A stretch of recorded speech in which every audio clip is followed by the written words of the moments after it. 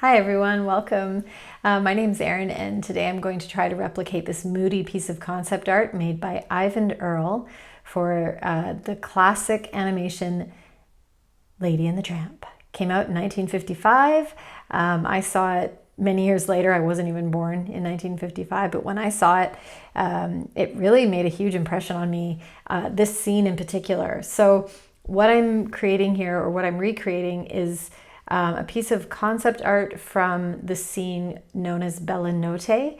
And this is the romantic scene of Lady and the Tramp walking through the park at night after they have that famous spaghetti kiss.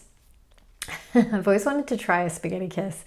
It's on my bucket list. But anyway, so the scene was the only part of the film that Eyvind Earle was involved with, and Disney actually wanted Eyvind to create the concept art, the background art, the color scheme, because Disney wanted this part of the film to feel different from the rest of the film, to feel more romantic, more impressionistic, more dreamlike.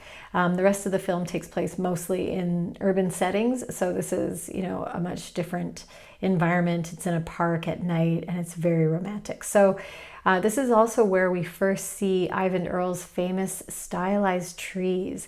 I love these ones in particular from this scene. The branches are sort of drooping and falling down, cascading, really adding to that moody atmosphere. And so how I've created these, you can see that I don't do the tops of the trees. I'm just doing the bottom part. I'm copying the artwork and seeing that he didn't paint the trees all the way to the top of the frame because there's going to be this sort of atmospheric mist over top of the trees. So they look like they're, moving back in space, and that there's this sort of evening mist obscuring the tops of the trees. And how I get those thick to thin lines is all about pressure with my brush. Just the harder I push my brush against the page, the thicker the brush stroke. And there I am adding that misty green color.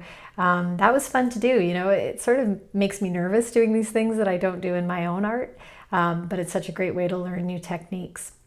And now I'm bringing in the shadows of the different elements that I'll paint in afterwards. So I'm going to put on some music and you can enjoy the process. Hopefully you enjoy the process as I start to bring in more of these elements. But I will be back to talk about the glowing lantern effect. So soon you'll see me bringing these lanterns in. So I'll talk about how I do that. But just quickly before I put on some music here, I wanted to mention that the next thing I'm about to paint are the silhouetted trees. And this is a really cool trick if you want to create illustrations and you want to create a sense of space, moving back into space. Doing dark silhouetted objects in the foreground really adds to that effect. All right, so enjoy, and I'll be back with you to talk about the glow effect.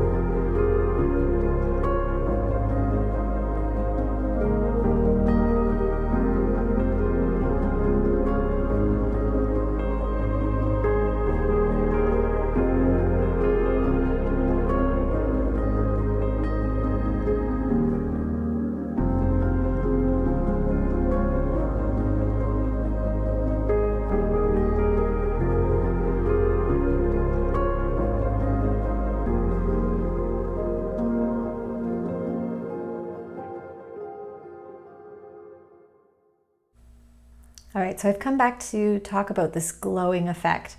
So the first thing I'm doing is I'm creating the color for the glow, which is a similar color to the background, but with more white, and I add a little bit of blue, just so that it is more consistent with that background. And then I'm using a really rough brush here that I've cut so that it's very, very blunt and really rough. And then I get in there and I just quickly sort of dab the color on, almost like sponge painting. And again, it's a lot about pressure, so less pressure for those distant glowing areas, and then more pressure for the foreground. And then I just add a little bit more to the center so that it's more opaque. And now I've got a bit more of this Viridian green that I'm putting over top of that lighter color, just to give it more color, more chroma, but not necessarily more opacity, right? I want to keep it somewhat transparent. And now I'm creating sort of a brighter green, and this, you know, just adds to that glow effect. It's a little bit more opaque, and working on this really large glow. This is sort of the focal point as far as the lanterns go. And I have to admit, this took some guts. Not trying to pat myself on the back, but I was a little afraid. Like, I was nervous about doing this. There's always one part of a painting that I get nervous when I'm doing these replicas, because I've never really done that before, but it worked out okay. With the color of the lanterns, I'm using red, a little bit of yellow, but I've also added a little bit of that bluish green because it diminishes the saturation, right? It takes it down a little bit. So I get sort of a softer red, which will blend a little bit easier in with the background. And then I go for the brighter peachy red for the actual lantern itself. All right, back to the music.